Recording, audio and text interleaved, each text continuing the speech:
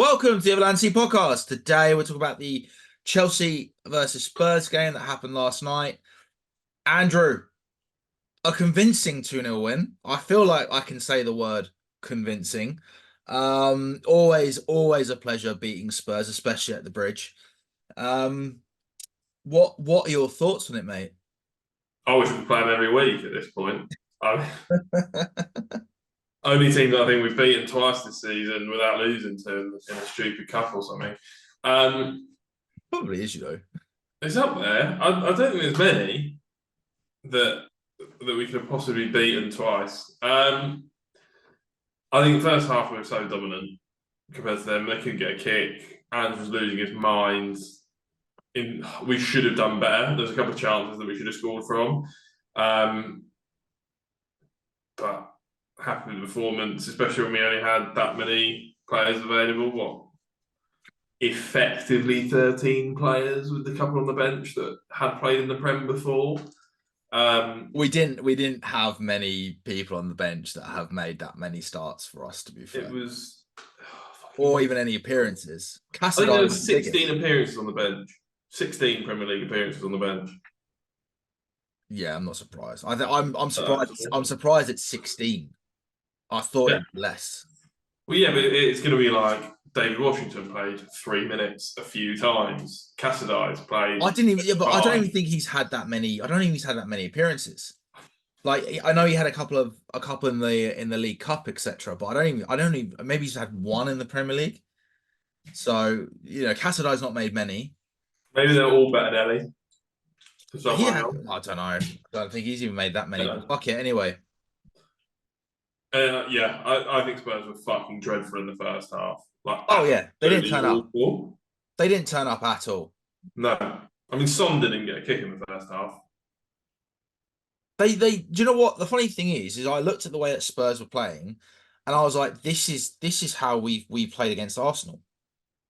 Like that's the funny thing for me. I literally saw that performance, and I was like, I can actually we could have turned up and played that way against Spurs. It could have literally been the other way around. It was such a close game to call with regards to what team was going to turn up.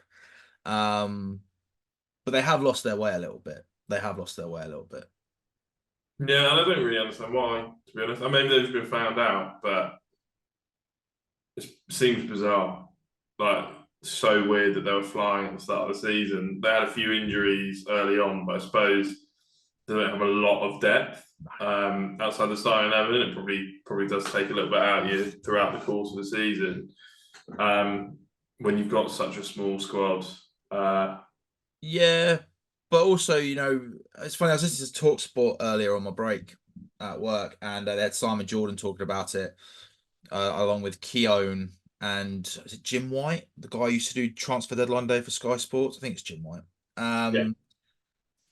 And they're saying that, Simon Jordan made a really good point. I know we're focusing very Spursy here, but we'll get off them in a minute. But he said, you ask any Spurs fan at the beginning of this season, without Harry Kane, with a new manager coming in, a new style of play, you finish 5th in the league, Spurs fans will bite your hand off. I'm like, yeah. I don't think. They were. It's only because they were flying high at the start of the season. It feels a bit weird. Yeah, not so drastically, but no one expected them to do that in the first place, realistically. So I think they did. I just think it's the lack of depth, and then I just think getting used to a new style of play, which is I think tough on them in terms of the style of play that Ange wants them to play. I think it's tough. Well, they're also getting hammered by set pieces as well, like we are. Well, the funny thing is they were talking about this as well, right? Because I couldn't believe it as well that 2 of our goals have come from set pieces. Now you could argue the second one, it's not a set piece, but in terms of it's a rebound from a set piece. So I'm still going to class it as a set piece because I want that statistic. Because we're shocking at it in terms of defending them and attacking them. By the way, Chalobah's goal, fucking brilliant.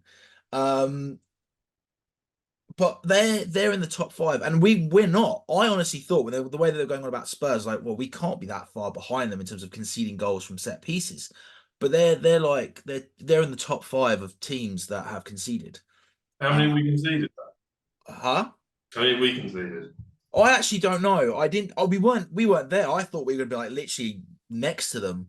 But they are one of the worst. They didn't even mention us in that statistics. I was like, well, I'm surprised because we've not done ourselves any favors or any justice whatsoever with defending set pieces, or actually attacking with set pieces. I just Apart want to from look this that, up because I think Sky Sports can be a bit no, wayward with this their wasn't. stats, where they just like show No, it you wasn't Sky three and then Sports. It wasn't Sky Sports. I heard Talksport talking about it, and then I think I saw a post somewhere and I just didn't save it. I didn't save the stats. so I've seen an article that says we've conceded 10. That was, I don't know why that's an I think article. they've conceded 12 or 15. I want one that's a stats website. I just think we're really shit at set pieces. I think we've been let off a lot at set pieces as well. We I are. We're don't know fucking whether that's the awful. same with Tottenham, but like, Jesus. No, but recently a lot of the goals that they conceded have been set pieces, which is why there's now this big thing about set pieces and why Postecoglou, Big Ange, got annoyed during the press conference because they're saying, "Are you not going to address this, etc." And he's like, "It's not a big deal for him." Which now people are jumping on because it's like, well, look how many goals you've A conceded recently from a set piece, and B how many you've conceded overall. But I'm not I gonna. think if you're effectively scoring the same or a similar amount, it's not the biggest problem that you've got. Personally, I think if your set piece, it is a way to win games, and I think Arsenal have massively exploited that this season. But I think for the general team, as long as you're not conceding significantly more than you're scoring, I think there's other things to focus on other than set pieces. Yeah, but I think that the issue at the moment now is the fact that they've scored, I think, one goal in in the last however many games. But for me, the issue is more what we had at the start of the season a little bit, where we're giving away silly free kicks. And I think they gave away some very silly free kicks. Oh, they did in the first half. And that's kind of where you just go, Well, they right. well both the set pieces that we got that led to goals came from stupid free kicks. Yeah. And yeah, we did do the same, but the problem is, but I would still say, even with a corner, there were times where you and I were saying in pre-games, what's your tactic? What do you want to see from this game? Don't fucking give this team corners. Yeah. I can't remember who it was. I think was it Liverpool? I think no.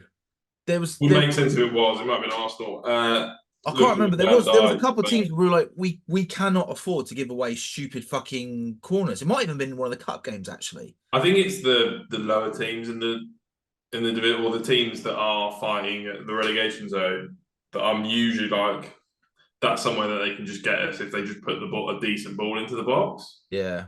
So just try not to give away stupid ones, because the teams that we struggle to score against because they play the low block and try and counter attack. And then if we're giving away stupid set pieces on top of that, it's giving them other opportunities to score when they wouldn't otherwise. No, 100%. But anyway, back to the game. What else did you like about our performance yesterday? Just the energy, like, we play well when we play with energy and we try and win the ball back. I think that I'm hoping that tactic of Cucurella dropping into or moving into midfield keeps working at least until the end of the season. I'm sure it'll be found out at some point. Someone's gonna be too clever to let us get away with that. But it seems to be working, and having an actual proper double pivot there with defensive players definitely helps us out. And I think when Enzo's fit, that could really suit him as well and suit his game, because he is a bit lackluster defensively, and obviously he's got the hernia and everything else. But that kind of tactic I could see really working for us. Well, it's worked wonders recently. It's what we were doing in the pre-season to a certain extent. And I think it's actually helped Cucurella a lot. I think it's made him shine, if I'm brutally honest. He looks like a different player in that position. Yeah, I mean, it suits his game because he likes he does like aggressively going into challenges and running it and trying to get in front of players and get the ball. And I think it suits the way he likes to defend and get in people's faces very quickly. He doesn't like backing into the penalty area.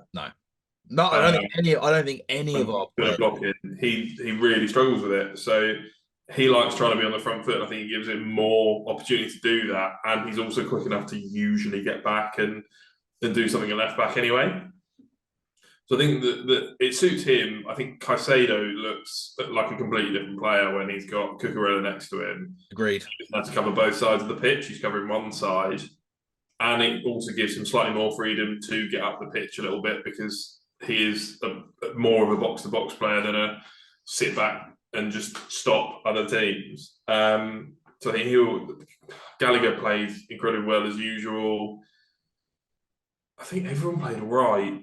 Mudryk had a good few runs, but he still looks a bit lost. At least got back a fair bit. Well, you helped out, but you said that this might help Mudryk because obviously we knew that Spurs weren't going to do a low block, and he did look better in the first half, but even still, I expected a little bit more. It wasn't awful. It wasn't awful. I would like a bit more. I want to say positivity, but I don't think the bloke's in a good place at the moment. I think he knows he's not playing very well, and I think he's probably trying not to fuck up, if that makes sense. But it was better than the last performances. I'll put it that way. The thing I would like to say about it is I don't think our tactics really were in his favour. No. I think you've got Cucurella going into midfield. He's got no overlapping run and he's kind of isolated. And then on the other side, you've got Cole Palmer and Noni Madueke, which meant that we were trying to exploit that a lot and trying to shift the ball down there a lot, which meant that he wasn't getting a lot of the ball, even when he was in a lot of space. No, I completely agree with that. We've said that before, that's been part of the problem, and he needs a proper left back next to him, or behind him, we should say, to do those overlaps. I think it's one of the reasons. I think he's always done better with Chilwell behind him, if I'm brutally honest. But he did make some good runs. To be fair, he from that side of things, there was a few good crosses into the box. Some wayward shots, but overall it's better than what we've seen. We know that he can't do a low block. We know he can't do the low block. Yeah, I think while we're talking about runs, I think Cole Palmer made some very unselfish runs, which is something that I think Chelsea this season have struggled with massively. What I would call the Timo Werner runs, where it's just he's just running someone out of the way for someone else, and at least when he's on the back game, doing something. 100%. It's the off the ball work. A lot of players have not been doing that because they want the ball. They just want to be on the ball. It does feel a bit. If I'm not scoring, no one does. For us, a lot of the time, Sterling's the main culprit for me in my head, where it's just crazy. But I think a lot of them are like that. Yeah, he's been like that for ages, though. One of the reasons why I don't like him. Yeah. I think Jackson played pretty well. I was watching the Joey Knight podcast earlier. He was like, I think Jackson's going to win a Ballon d'Or. And I was just like, let's not push it. Having said that, he has scored one more Premier League goal in his first season with Chelsea than Drogba did. Yeah. Yeah. Well, out of all of the strikers, they went through the whole list of everyone. Hang on, I wrote it down. So, in first season at Chelsea, Shevchenko with 4, Mutu with 6, Werner with 6, Torres with 6, Lukaku with 8, Drogba with 10, Crespo with 10, Morata with 11, and Jackson's already on 11. It's only Diego Costa that's actually come in, hit the ground running that quickly. And Costa was a Champions League striker and scoring 20 plus goals in the Liga before he came. He was a different animal. He was ridiculous. Different animal. I think Jackson, as a 21-year-old, to come in and play the way and do that, and not just that, the development in I think he's the player that has developed the most for us this season. I think he's the one that has brought more into his game. Do you know what? He's on the list for me. He's on the list for me with 2 other players. Okay.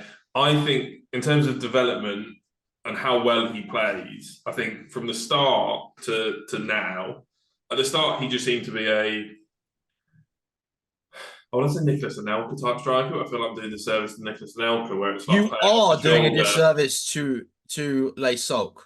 No, but in the way that he played, where it was like on the final shoulder, making a run, and if he gets a decent ball in behind, he's got a chance of scoring. Whereas now his game just seems so much more well-rounded. He holds the ball up so much better than he did at the start, and his dribbling was always pretty good. But I think it's better than it was now.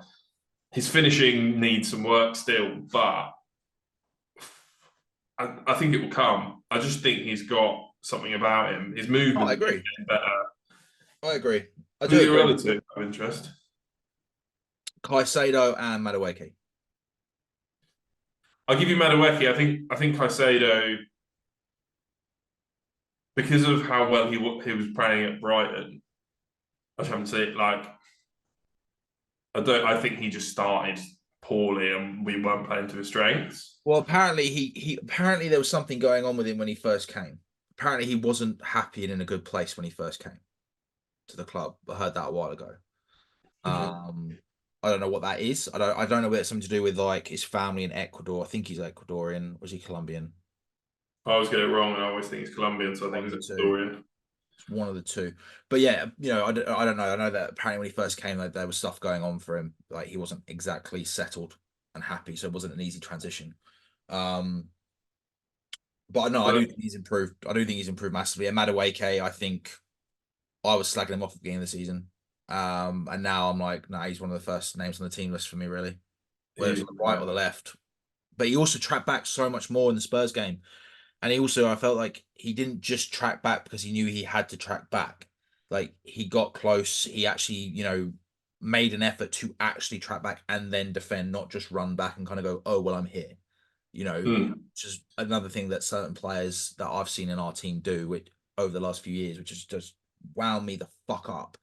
But no, I think he's one that Pop has really got through to. Yeah, because they embraced. I don't know if you saw it. 'Cause they embraced afterwards, and they were both smiling. And Potts was literally kissing him on the face, like he was really? kissing him on the fucking cheek, like mwah, mwah, like, literally both smiling. And I was like, and they were talking a lot. They were talking a lot during the game because obviously he's down the wing. They were talking a lot. So I think you're right. I think he really has had a big impact on Madueke. So yeah. Trevor Chalobah with the goal. We've already said it. Incredible and man of the match. I personally thought he had a man of the match performance even without the goal. But that's good to see. I thought he had a great game. Yeah, I mean, it's all the players that they seem to want to sell seem to be absolutely flying. And it gets to a point of we can't really sell these players because they're the ones that consistently put in a good performance. Yeah, I mean, my issue is I would happily say this right now, and I'd happily say if I don't know what the penalties are, if for example we don't make the right amount of money or sell whoever we need to sell for financial fair play, right? I don't know how bad of a points deduction we're going to get, but right now I would actually happily say I would rather us lose money by selling players that we've bought recently that have not done good enough to keep Chalobah and Conor Gallagher. Now that's not me saying that when everyone's fully fit that they should still be starting, but I don't think they should be sold. I don't think those two players should be sold. And no, I mean, at the minute, I think it depends how well Wes does when he comes back. With Thiago Silva leaving in the summer, I think Trevor Chalobah is my starting right centre back next season, and it's up to Fofana to win the place. No, I agree. At the moment, for me, a fully fit Colwell and a fully fit Chalobah is the way forward. I mean, there's heavy rumours linking us with the Sporting Lisbon centre back Diamande, who is supposed to be very good. I know nothing about the bloke because I don't watch Portuguese football at all. But I think we've also been linked with is it Salzburg or Leipzig? It's one of the Red Bull teams. They've got centre back there as well. I think it's definitely defender from one of them. But I think it's Leipzig. I can't remember who it was now. It's not Upamecano, it's the other one.